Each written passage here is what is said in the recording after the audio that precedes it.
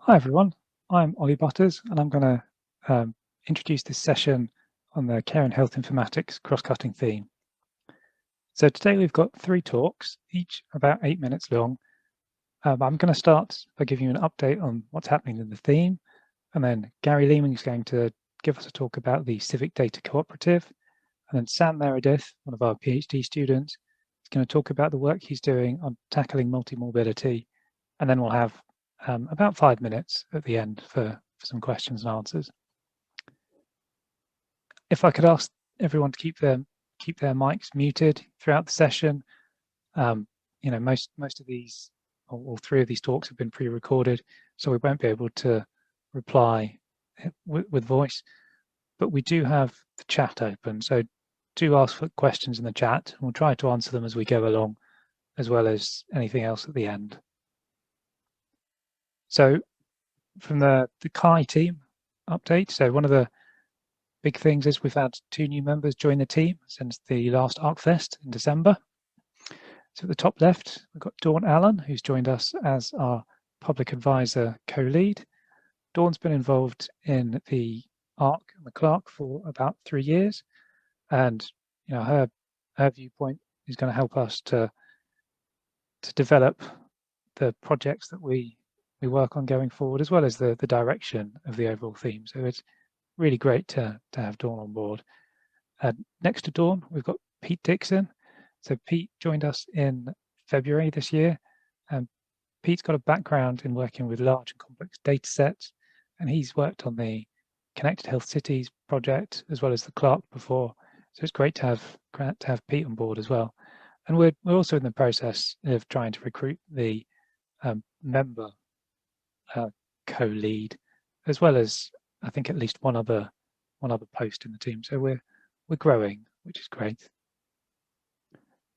Very briefly, I'm going to talk about some of the projects that we've got on the go. So there's the Civic Data Cooperative, which I guess really started early this year when Gary Leeming was hired as the director. So Gary's going to give you much more detail than I can after I'm done. The HDR UK ACME project has made some real progress in the last few months. So this is looking at the anticholinergic medication that gets prescribed to people. So anticholinergic is quite a broad catch-all for quite a lot of different common medications. And what happens when these get prescribed in sort of in tandem, so different ones being prescribed at once for different conditions, it can have the effect, particularly in the frail elderly population, of causing delirium and falls, and that can lead to hospitalization. So what we're doing is we're taking a bit of a look back at data that's available. We're using the Connected Yorkshire data to build a model to see how the different prescribing habits have then gone on to lead to delirium and falls. And once we've got this model, we'll the aim is or the plan is that we'll put this into some GP systems, so that when GPs are prescribing new anticholinergics, it will be able to flag up to say, well, this will increase the risk of delirium and falls and so on. And so then the GP will be able to take into account that extra risk associated with it. And so we're working very closely with our colleagues over in Leeds on this, and we'll probably have a more in-depth presentation about this in an upcoming ARCFEST. But do get in contact if you're interested. And the plan is that we're going to take this model as well and run it in the northwest coast, so we can look at the differences between the different regions as well. So it's very relevant what we're doing here. The Stroke AI project, so artificial intelligence. So this is a project looking at stroke units around the region, where they collect quite standard audit data, and it's standard across all the different units. And the idea is that we can use the audit data to look at what's going on in the region. Now, the audit data, there's a lot of it. It's about 250 data points for each person in it. And so that's quite difficult to analyze in a traditional statistical way. And so this is why we're looking at artificial intelligence and machine learning to really unpick and try and model what's going on. So we've just started to look at this. We're putting together our plans for how we might do this analysis. So that's, again, something else that I think we'll be talking about quite a lot in future ARCFESTs. And then the last one here is groundswell. So this is about access to green and blue space. So things like parks and rivers and lakes and whatnot in urban environments, and how that then has an effect on non-communicable diseases in the community. So we put in a big application for this in December, and tomorrow is the big day where people are being interviewed for it to see if we get it or not. So Sarah Rogers, theme lead, is going to be being interviewed for that. So fingers crossed, and we'll let you know what happened at the next ARCFEST. And then we've got 3 interns on the go at the minute. Well, actually, we've got 2. Lee and Rachel are currently working on their projects, and Peter is due to start in the next couple of weeks. And these are projects that the interns have developed themselves with their organisations. So it's something that the projects that are useful to the organisation, and we're trying to support them in Kai in terms of giving them help with their data analysis plans and helping them do the analysis.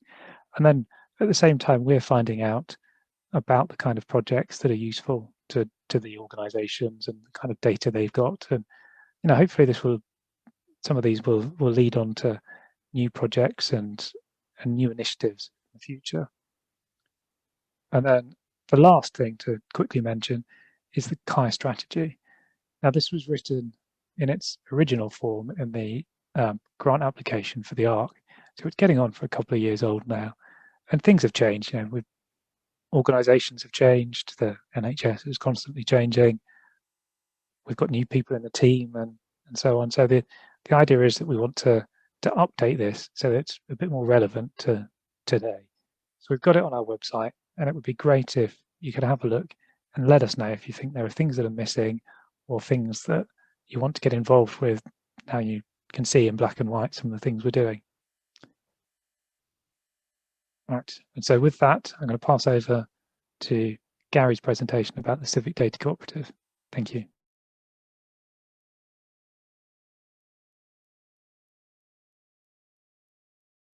Hi, my name's Gary Leeming, and I'm here as the Director of the Civic Data Cooperative to talk a little bit today about what that is. The Civic Data Cooperative is a project funded by the Liverpool City Region Combined Authority with the University of Liverpool. And our vision is to create a vibrant civic data environment that will use a collaborative, open approach to support people and organisations to translate lived experience into insight, deliver innovation with impact, and test models for ethical, inclusive use of health data. Underpinning this is a need to understand how we make those decisions. To do this, we've established some key design principles for the CDC that will support us. These are that we believe that collaboration through community creates bigger benefits than competition, that it's something that is at the heart of what we are as a cooperative, that we're open, both in terms of any software that we create or that we build, but that we're also required to be open and transparent in terms of what we're doing, how our data are using, and what choices they inform and how those choices are made. That we must have an impact, and that impact must be measurable, and therefore what we do must be to make the benefits of our project tangible, and that we're building for the future. That we're always learning in terms of trying to understand what people's experiences are, what we have learned, and how we share that knowledge are also important to us. We also believe that we should always seek to simplify our work, to make it easier for us to communicate and understand what we're doing, but also to help others to get the best care or to get their best work done. It's also important to us to ensure that we are trustworthy, that what we are doing is safe, and that we understand what our expectations are for any partners or collaborators that we have with regards to security and safeguarding of any data that we have. The key components of this divide into two pieces: a people infrastructure and a technical infrastructure. You can think of the people infrastructure as a design lab, where we're taking approaches that use user-centered design thinking to build learning health systems that adapt and evolve over time to deliver projects that can scale. That we include the public through membership in terms of all of our decision making, and that we ensure that we are transparent and sharing information about what we are doing.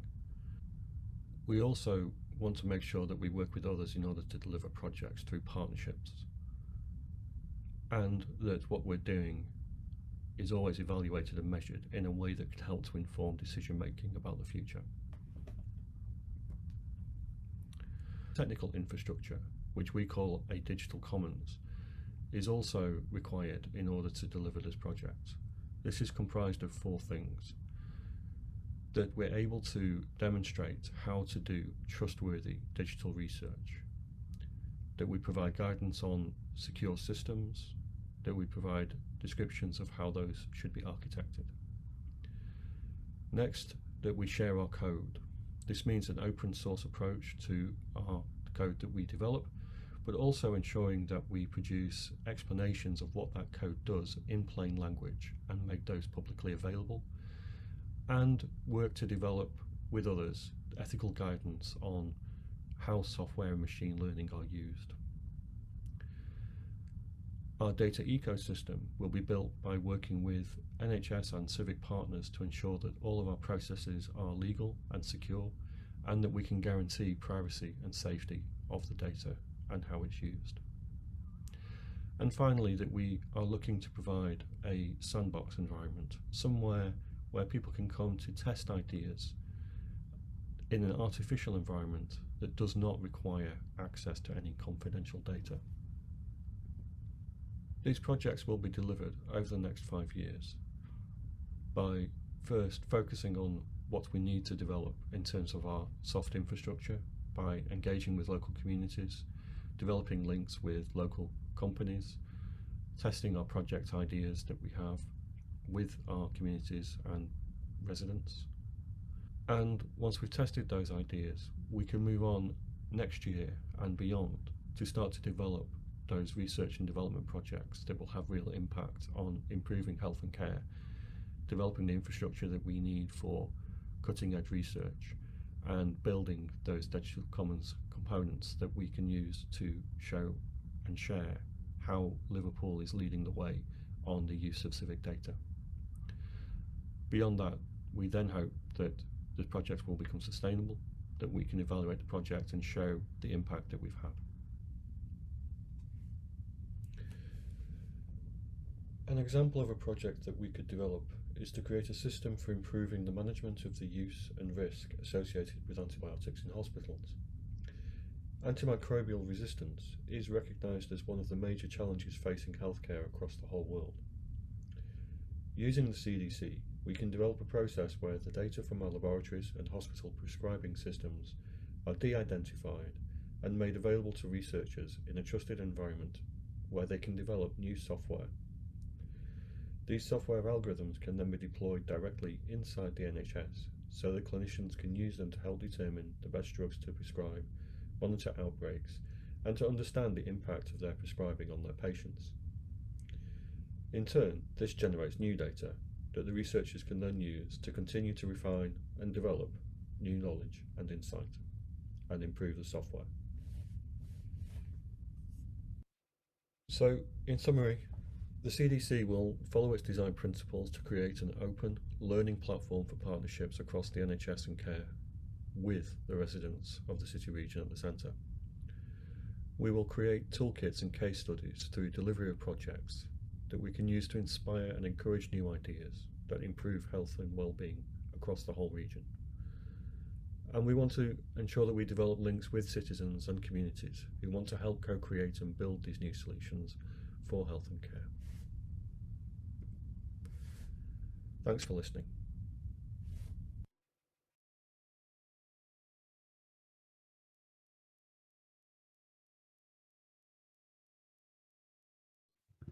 Hello and welcome to the first ARCFEST of 2021.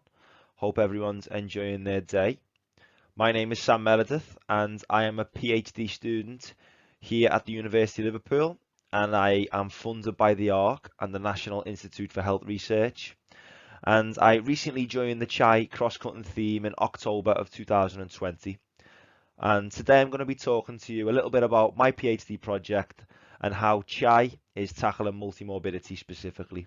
So sit back and I hope you enjoy. So firstly, I'd like to talk to you a little bit about CHAI and go over some of the things that we are dedicated to achieving as a cross-cutting theme. I know some of the other members will have already given their talks and talked about our strategy and our ethos, but I've picked out a couple of key points which I think are very relevant to this project, which I'm about to talk about today. So at CHAI, we are very dedicated to creating publicly accessible small area health indicator tools, and we have the appropriate people on board such as data scientists and health geographers. And one of our members, Konstantinos Daras, created the Savvy Index, which is a COVID-19 index which has been widely received by the public and by health researchers alike. We're also very dedicated to growing data science capacity and capability, and we want to improve healthcare equality and equability and contribute towards big data methodologies within healthcare. So now I've talked a little bit about CHAI and how it relates to the project I'm about to speak about. What is multimorbidity? It was in the title. I'm going to give a little oversight of that now. Multimorbidity. So what is it and what are some of the wider social and healthcare implications it has? So it's a simple concept. It's when a person has two or more coexisting chronic conditions. So this could be a combination of conditions such as anxiety and diabetes, or maybe cancer and hypertension. So it's just when a person has two chronic health conditions. So a couple of key points I've picked out from recent research. 54% of people over 65 in the UK have multimorbidity as of 2015. And this number is expected to rise to about 67% by the year 2035, which is about 2/3 of our population over 65 in the UK suffering from multimorbidity. Also, life expectancy gains in men and women will be spent with 4+ health conditions in 65% of men and 85% of women by the year 2035. So although our population will be living longer, more and more of us will be living with multiple health problems. So we've talked a bit about what multimorbidity is. What about some of its wider implications in society and some of the health inequalities attached to it? Multimorbidity and its social implications. So we've talked a bit about what multimorbidity is, but what's its impact on the wider society? So multimorbidity prevalence increases with deprivation. So the poorest areas in our country have the greatest levels of multimorbidity prevalence. Also, onset multimorbidity occurs 10 to 15 years earlier in individuals from the most deprived areas. So the poorest people among us are running into health complications with multiple health problems up to 10 to 15 years earlier than their affluent counterparts. And also, mental physical comorbidities are most prevalent in the deprived areas, and sometimes they are seen as the worst combination of diseases you can get: one mental problem and one physical problem. And also, multimorbidity is associated with the highest levels of GP consultations, prescription use, and hospital admissions. So all this combines means that the poorest people within our country are suffering from the most health conditions and therefore attending GP consultations the most and using prescriptions and attending emergency services the most. So this is a wide and open health inequality that's glaring within the UK at the moment, and it needs addressing. Now we know what multimorbidity is and some of its social implications, what are we doing here at CHAI to tackle multimorbidity? So we have proposed the first small area geographical health indicator aimed at identifying multimorbid populations within hospital emergency admission data. So basically, we are going to create an indicator that will assess service use burden upon accident and emergency centres down to the number of multimorbid patients attending from a particular lower super output area, or a particular small geographical space, you could say. So the indicator will be built using aggregated HES data, hospital episode statistics, and it will be built in conjunction with predictive variables such as income deprivation, BAME, and education levels. So what will this indicator be used for, and how will people use it? We're going to talk about that next. So how will our indicator be used, and who will it be used by? It will be used by the health services and policymakers alike to evaluate which areas are highly susceptible to multimorbid patients and which are producing a high service burden upon the local and accident emergency centre. So the one on the right here is an indicator that was produced by Konstantinos Zaras, a member of the CHAI team and also a member of the Institute of Population Health. And this is a COVID-19 vulnerability index, which identifies which area are highly vulnerable to housing COVID-19 infections and death. And we want to create a similar mapping for multimorbidity, which identifies the areas which have the highest rates of emergency admissions down to multimorbid patients. So we know what the indicator is used for and who will use it, but we do need your help in creating it, and I'll explain that now. We are looking for experts in the field who have direct experience working with either within the field of multimorbidity or with HES data, or similarly working within A&E centres. And we need your help in order to refine a list of conditions that are specifically going to be used to identify multimorbid patients within accident and emergency centres. And this will be done through a Delphi survey, which will be going out as soon as we have the appropriate list of people to ask these questions to. So it'll be things such as identifying whether a condition should be involved in the study, whether it's a condition that's seen a lot within A&E or maybe it's not seen as much, but we need the expertise to be able to identify the appropriate conditions to involve within our indicator. So if you feel like you want to get involved within this work, it's an exciting piece of work, please contact me at the email on this page now, s.meredith@liverpool.ac.uk. Lastly, I'd like to talk to you a little bit about the future work we have planned here at CHAI. We've talked a lot about multimorbidity and what it is and some of its social implications. We've mentioned the health indicator we have planned, which will be the first of its kind within the UK, and your opportunity to get involved if you have the required expertise. But what do we have planned in the future? We're undertaking a systematic literature review, which will investigate multimorbidity within hospital emergency admissions and will identify some of the social determinants associated with that. And in the further future, we plan to delve into clustering machine learning algorithms and try and identify the most burdensome condition clusters within the UK, what demographics these clusters reside within, and which health inequalities exacerbate the prevalence and presence of clusters within particular regions. So a big thanks for listening today, guys. And if anyone has any questions about multimorbidity or our health indicator work and how you can get involved, or maybe you want to contact another member of the CHAI team and you only managed to catch my email today, then please don't hesitate to contact me. And thanks for listening, guys. Enjoy the rest of ARCFEST.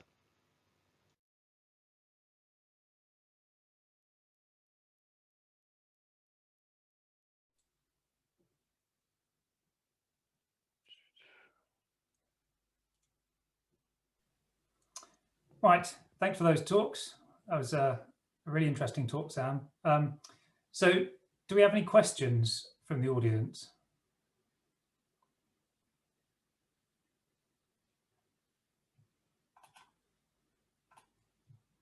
That's a long silence.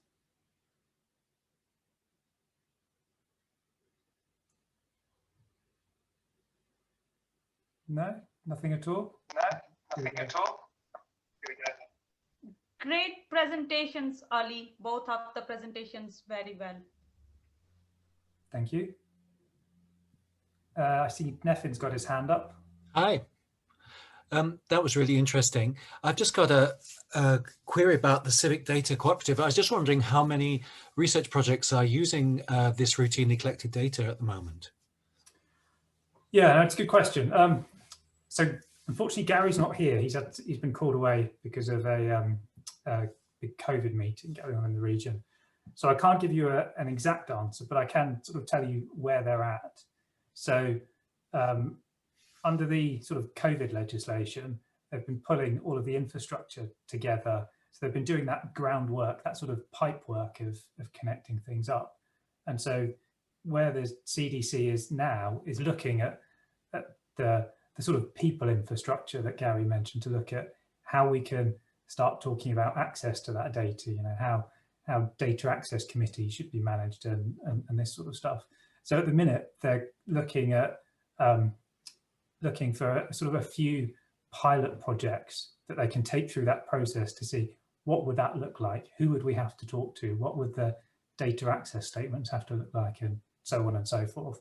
So it's not being used for research as such at the minute, but the work going on is to get it there. Sorry, and what proportion of practices, general medical practices, are contributing their data in the region? I don't know. I don't have an answer to that, but we can find out and let you know if you want. Okay. I think for the COVID work, almost all of the practices across Mersey and Cheshire are doing that, but that piece of engagement work needs to go on for using the data for other purposes. So that's a work in progress, Nathan. Mm-hmm. I can see that Hillary's got a hand up. Yeah, thank you. Just a quick question. Being a bit unfamiliar with some of the terms, I really like this idea of the sandbox environment that came up with the CDC. Is that being used elsewhere? Is it something that the CAI theme are putting into place for other pieces of research and so on? Not so much, no. People often talk quite a lot about sandboxes in different environments, but it's not something that gets set up and done very well in many projects at all. So I think that's why the CDC is so keen to invest some proper time and effort on it, because, you know, if you've got a properly anonymized set of data in a easy to access system, then you can imagine it would be much quicker for people to do a bit of exploratory work, proof of concept sort of work to see if it worked, much better than, you know, waiting a year to get access to data and then realizing as soon as you get it, well, actually it's not going to work. So yeah. Thanks, Ollie. No problem. Right, so we've just hit our time limit, so we'll finish the CAI session there. If you've got any more questions, do get in contact with us via email and we'll get back to you. So I think we're moving on to impact next.